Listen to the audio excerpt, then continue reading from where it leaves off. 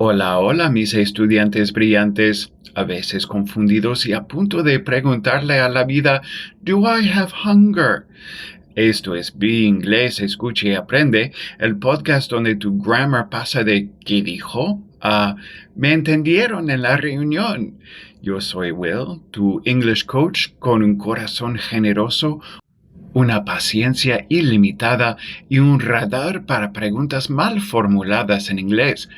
Hoy vamos con un clásico que nunca falla, cómo hacer preguntas en inglés, sin usar la lógica del español como traductor automático de los 90.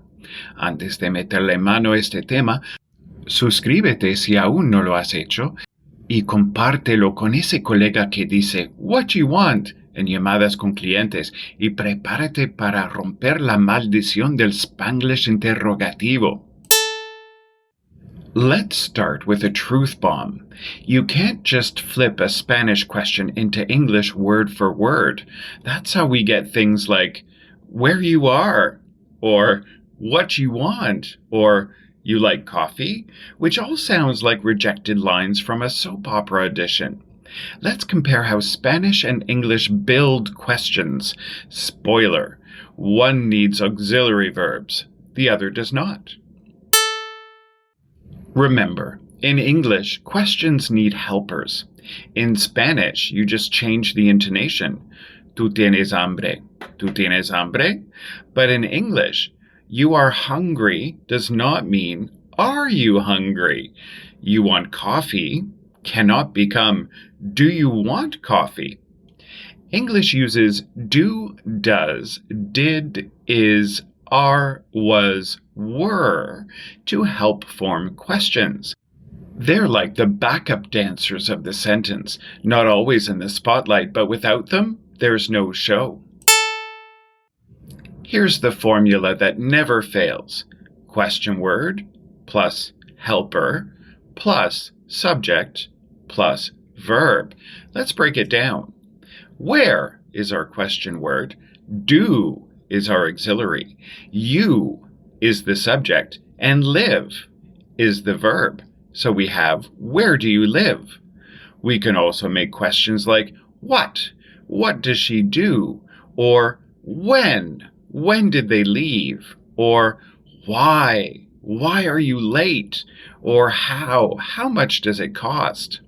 There are some common mistakes that Spanish speakers make. For example, they might make a question like, where you live, which is not correct, of course. What would you say? Yeah, where do you live? We don't say, what'd she do? We would ask, right, what does she do? You see the difference.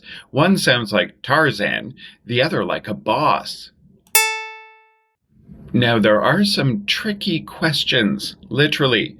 Some structures confuse even intermediate speakers. For example, we can ask, who called you?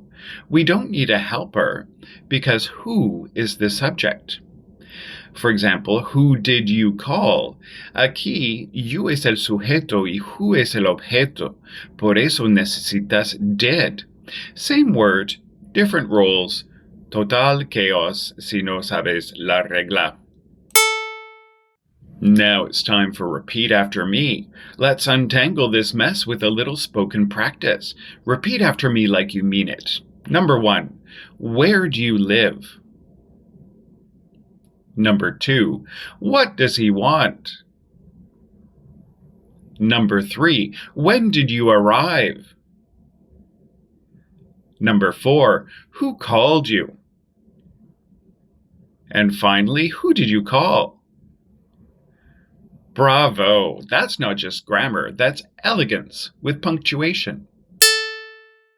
Y ahí lo tienes, mi gente. Las preguntas no son solo cuestión de signos de interrogación. En inglés se trata de estructura, ritmo y no sonar como Google Translate en huelga. ¿Quieres el documento práctico con explicaciones y ejercicios? Visita beingles.ca. Toca el botón de WhatsApp y pídeme el archivo Adéntrate en el episodio. Te va a ayudar a internalizar la estructura de las preguntas con ejemplos, práctica guiada y más frases pro para que no digas what you need en tu próxima reunión. Nos escuchamos pronto y hasta entonces, keep asking, keep improving, and question everything. Thank you for listening.